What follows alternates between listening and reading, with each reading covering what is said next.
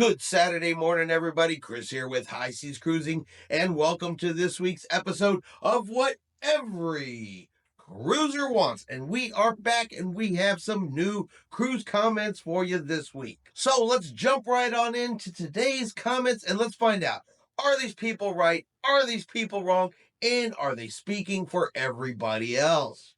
For our first comment today, we're going to talk about printers and luggage tags.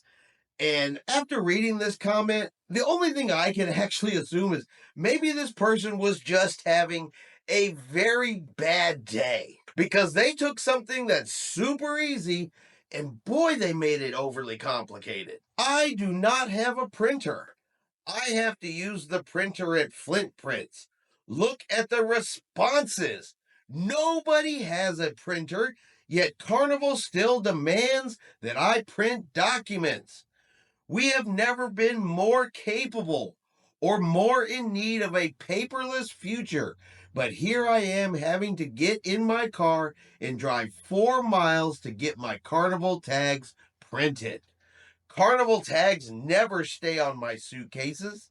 If you follow the instructions on the back of the luggage tags to the letter, they won't stick. How do your people get around this? This is an imbecilic problem for most everyone that Carnival turns a blind eye to. So let's start off with nobody has a printer.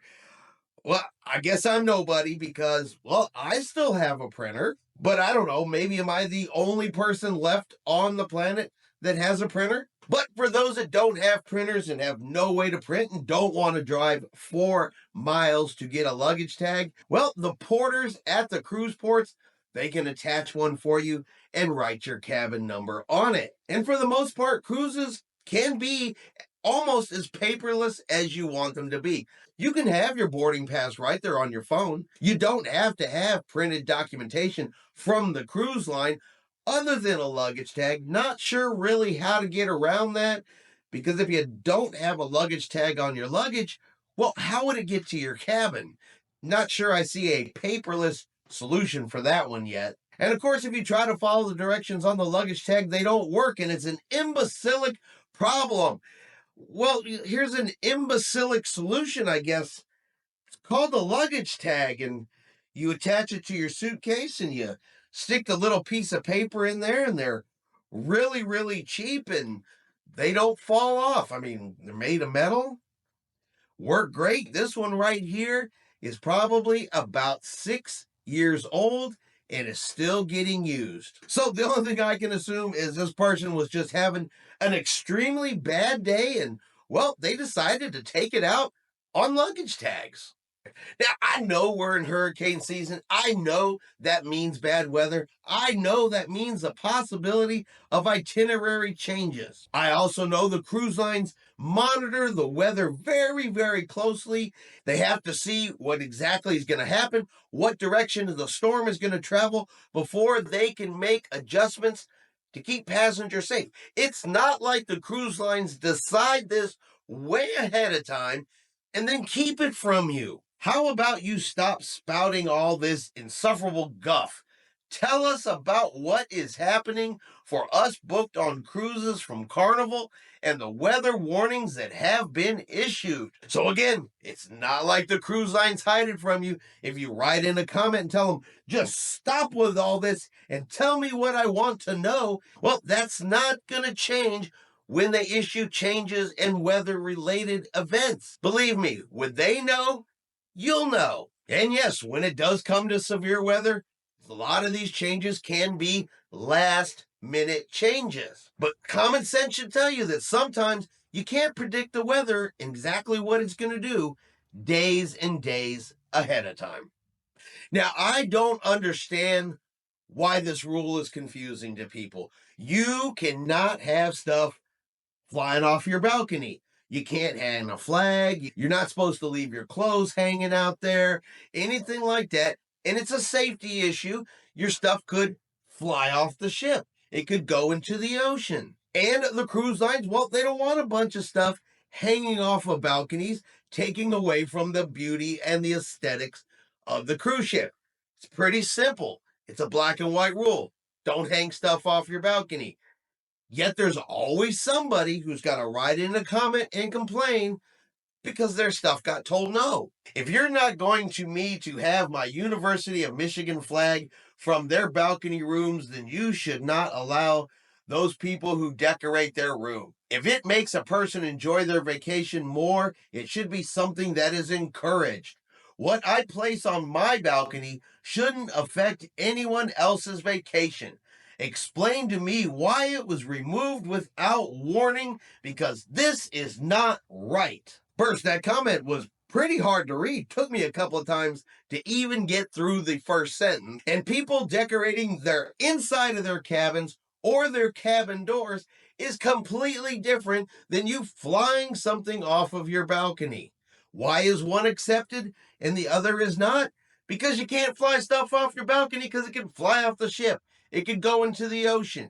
It could create a safety issue or a safety hazard, and it's really that simple. And if it means that much to you, why not just get a couple of magnets and hang it up inside your cabin for you to enjoy? But the explanation of why it was removed without warning, well, because you were breaking the rules. That's why.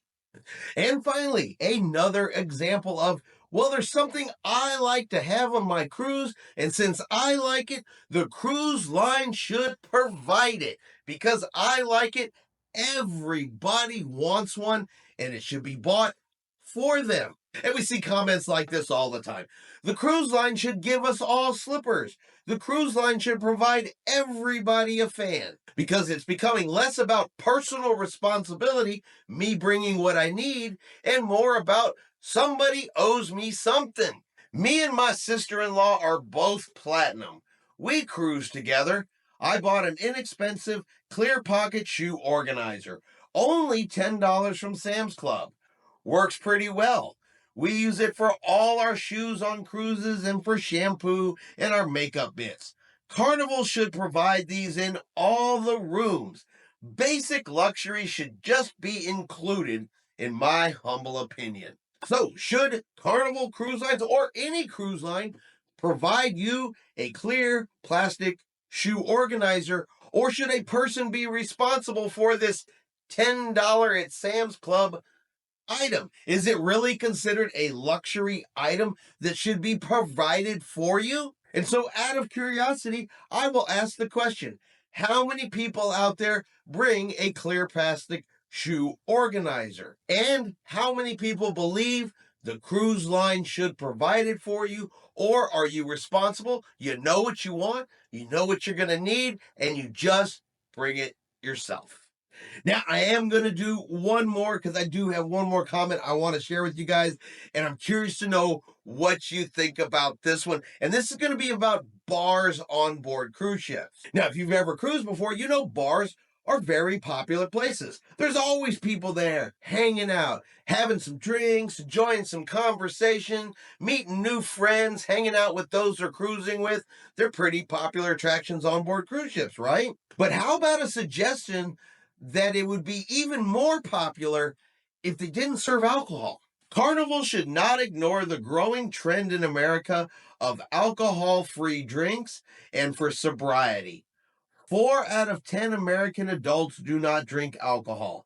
Suggest you look at putting an alcohol-free bar on every Carnival ship. Vegetarian, vegan-only restaurants do very well, and so would alcohol-free bars on Carnival cruises. Perhaps this would help you get away from this image.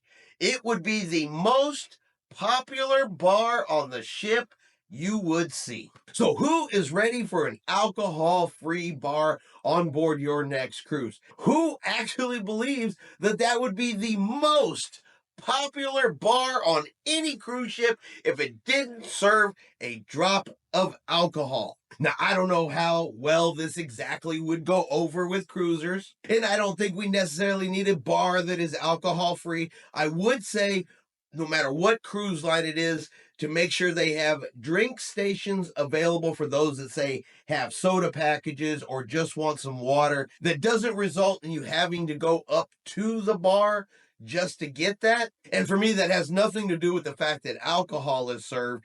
But if all I want is a Sprite, it'd be great just to go up and self-serve myself a Sprite And I'm also thinking, of course, about kids, because who really wants to send their kids up to the bar just to get a soda? And some ships have, I guess, juice bars, smoothie bars, and things like that on board. But what do you guys think? Do cruise ships need alcohol-free bars?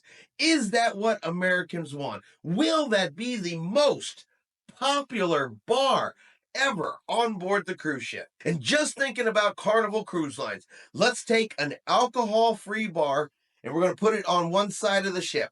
Now, directly across on the same deck, we are going to put Carnival Cruise Line's Alchemy Bar. And you guys tell me, which of those two bars do you think will have more people sitting around it? All right, and that is going to be our video today for what every cruiser wants. You guys tell me what you think in the comments below. Are these people right? Are these people wrong? Is this really what every cruiser out there is asking for? Do these people speak for everyone? Now, if you've enjoyed today's video, do me a favor and hit that like button. If you haven't done so yet, do me a favor and hit subscribe. It is free to do so. Helps our channel grow. Let you know anytime we put out a new video. Hope everyone out there is having a really great day and a really great weekend. And like always, we will see you out on the high seas.